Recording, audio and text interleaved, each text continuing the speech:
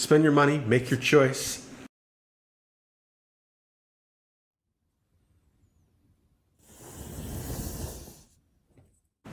Hey folks, welcome back. Today we are continuing the discussion of new calibers for the AR-15, and in this case we're comparing 6mm ARC with 6.5 Grendel.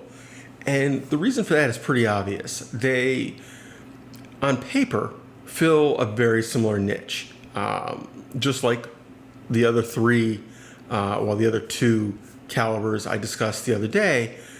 They're all trying to be a ballistic improvement over 223 or 5.56 in the AR-15 platform.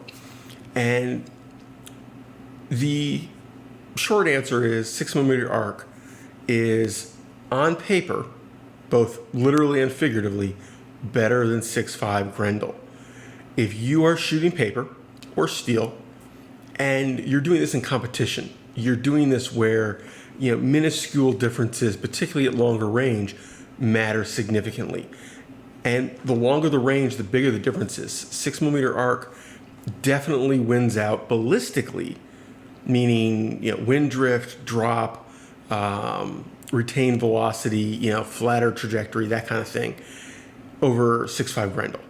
That's just how it works. If you are pushing a skinnier, lighter bullet at higher velocity, yeah. So it's that simple. If you are doing the kind of thing where that matters a lot, 6mm arc is your baby. However, if you're plinking, if you are shooting this recreationally, if you are using this as a general hunting, self-defense, target work rifle, 6.5 Grendel, really, there's a lot to be said. Between the cost, which I don't think 6mm arc will ever improve on the cost of 6mm or 6.5 Grendel, but it may at least come close. But right now, it's massively more expensive. 6.5 Grendel is one of the more affordable options. If you're hunting, realistic hunting distances, ballistically, there's no difference. Inside that range, I mean, you could argue that the 6mm arc is slightly better at 200 or 300 yards. But again, you're talking such a small difference that the terminal performance of the larger, heavier bullet in 6.5 Grendel probably wins out when you're talking flesh and blood. If you're talking paper, momentum is irrelevant. If you're talking, splattering on a steel target, momentum doesn't matter.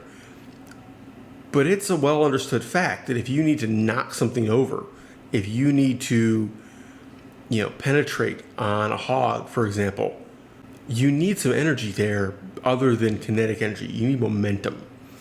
And 6.5 Grendel wins the momentum war. It's heavier bullet going almost as fast.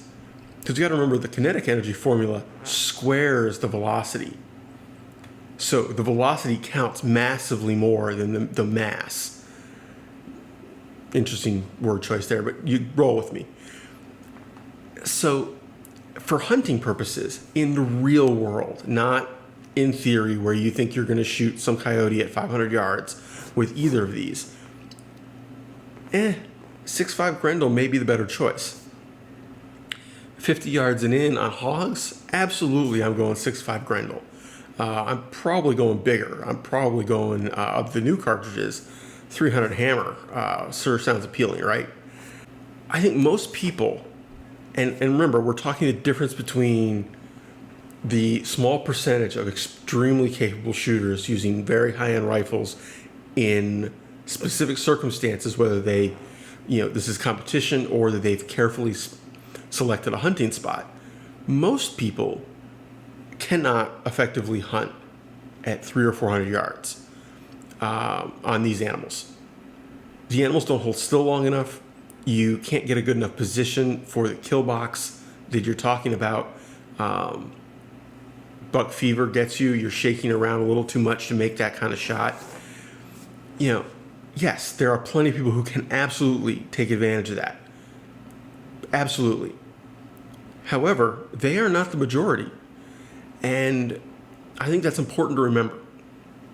The average person is not going to be served any better by a 6mm arc than a 6.5 Grendel, unless you're talking competition. If you're talking something where, yes, you're absolutely shooting 500-600 yards, 700 yards, and deflection starts mattering. Those couple inches of difference in drop start mattering. The wind deflection on these is significantly different, almost double at longer ranges, and increasing. So, yeah, I mean, definitely you're talking the difference between you hit the silhouette and you miss the silhouette. And in some cases, you hit the right edge of the silhouette and then missed off the left edge, so to speak, if you're going right to left wind. So, yeah, you've got to keep that in mind. But the average shooter isn't doing that. The average shooter is hunting at modest distances and shooting recreationally. And for that market, I think the 6.5 Grendel still wins. You have to make your choice. Look honestly at your criteria.